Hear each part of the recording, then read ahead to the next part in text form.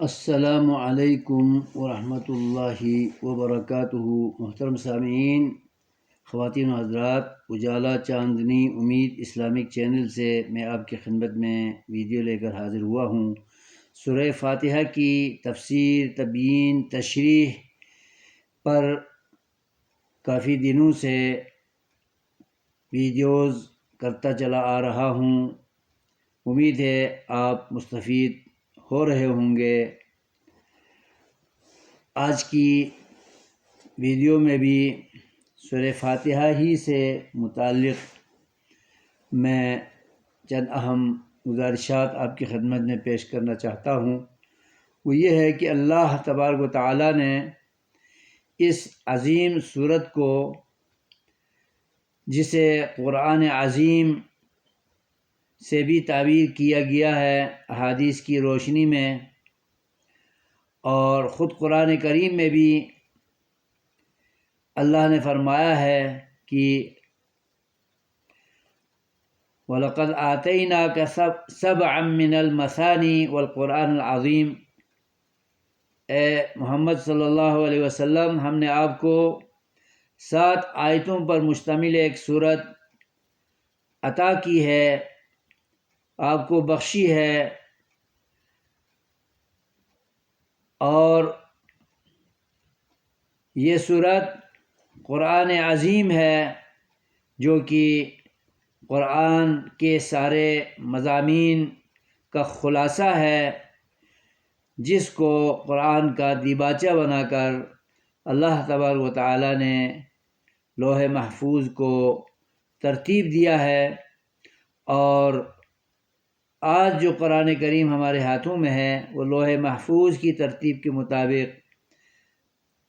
پوری دنیا میں تلاوت کیا جا رہا ہے،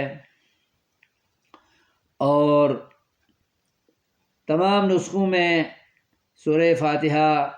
قرآن کریم کے بالکل شروع میں، ابتدا میں موجود ہے۔ تو یہ عظیم سورت ہے، اس کے ذریعے اللہ تبارک و تعالیٰ نے ہمیں ایک تربیت دی ہے اور ہماری ایک ٹریننگ کرنا چاہا ہے۔ وہ یہ ہے کہ ہم اللہ کے حضور کھڑے ہوں، نمازوں میں ہوں یا نمازوں سے باہر ہوں، محو دعا ہوں یا ہم محو تلاوت ہوں،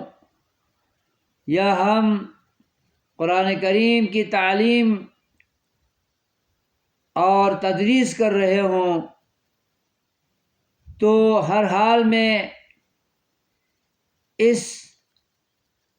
سورت کو مد نظر رکھ کر، ملحوظ خاطر رکھ کر، ہم سب سے پہلے اللہ رب العالمین کی توصیف، تعریف، حمد و ثنا، تقدیس، تمجید،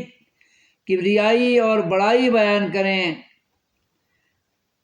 چنانچہ پہلی 3 آیات الحمدللہ رب العالمین الرحمن الرحیم مالک یوم الدین، یہ 3 آیات اللہ تبارک و تعالیٰ نے اپنی توصیف و تحمید، تمجید، تقدیس بیان کرنے کے لیے اتاری ہیں۔ یہ کلمات، یہ اوصاف اللہ کو بہت محبوب ہیں۔ ان اوصاف کو بیان کرنے کے بعد ہم اللہ کے ساتھ عہد کریں کہ اے اللہ، تو نے ہمیں اپنی عبادت کے لیے پیدا کیا ہے اور دنیا میں بھیجا ہے، تو ہم تجھ سے عہد و معاہدہ کرتے ہیں، سمجھوتا کرتے ہیں، ہم اقرار کرتے ہیں کہ جب تک ہماری زندگی باقی ہے، جب تک ہم بقید حیات ہیں، جب تک ہماری جان میں جان ہے، ہم ہر لمحہ، شب و روز، دن و رات، پوری زندگی، مرتے دم تک تیری ہی عبادت کرتے رہیں گے، مالی بھی، بدنی بھی اور لسانی بھی۔ اور اپنی مشکلات میں، آسانیوں میں، مصائب میں، تنگیوں میں، جلوتوں اور خلوتوں میں اپنی ضروریات تجھ سے حاصل کرنے میں ہم تجھ سے ہی مدد چاہتے رہیں گے، تیری مدد کے ہم طلبگار رہیں گے، اور تیری توحید کا دامن ہم ہاتھ سے جانے نہیں دیں گے۔ تیری توصیف اور تجھ سے عبادت و استعانت کا معاہدہ کرنے کے بعد اے اللہ ان دو عظیم پہلوؤں کے وسیلے سے ہم تیری درگاہ میں عرض کرتے ہیں، التماس کرتے ہیں، استدعا کرتے ہیں، دعا کرتے ہیں، گڑ گڑاتے ہیں کہ تو ہمیں اپنے صراط مستقیم پر گامزن فرما، سیدھا رستہ ہمیں دکھا، سیدھے رستے پہ ہمیں چلا اور اسی پر ثابت قدم رکھ، اور تیرے انعام یافتہ بندوں، انبیاء، صدیقین، شہداء اور صالحین جو انعام یافتہ ہستیاں ہیں ہر دور میں، ان کے رستے پہ ہمیں چلائے رکھ، ان کے رستے کی ہمیں نشاندہی فرماتا رہ۔ اور یہ بھی عرض کرتے ہیں کہ اے اللہ ہمیں تیری غضب، تیری پھٹکار کا شکار ہونے والے ہر دور کے لوگوں کے رستے پہ ہمیں نہ چلا، ان سے ہمیں دور رکھ، ان بدبختوں کے رستے سے ہمیں بچائے رکھ، اور جو لوگ تیری سرکشی کر کے، تیری نافرمانی کر کے اور تیرے فرامین سے بغاوت کر کے، تیرے دین سے بغاوت کر کے گمراہ ہو چکے ہیں، اے اللہ ان کے رستے سے بھی ہمیں دور رکھ اور ان کے رستے سے بھی ہمیں بچائے رکھ۔ یہ دعوت و تربیت اور تعلیم اللہ رب العالمین اپنے بندوں کو دینا چاہتا ہے۔ سورہ فاتحہ کی روشنی میں اللہ سے دعا ہے کہ وہ ہمیں اس ٹریننگ کے مطابق، اس تربیت کے مطابق اور ان اصولوں کے مطابق اور اس طریقہ کار کے مطابق اللہ کی توصیف، تحمید، تمجید، تقدیس، کبریائی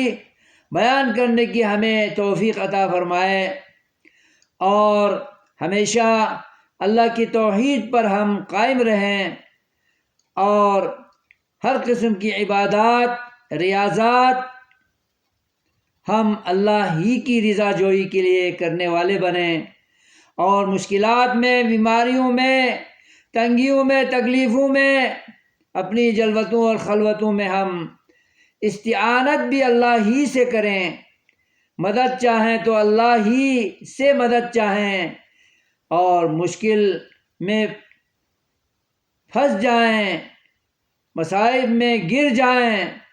تو پھر ہم اللہ ہی کو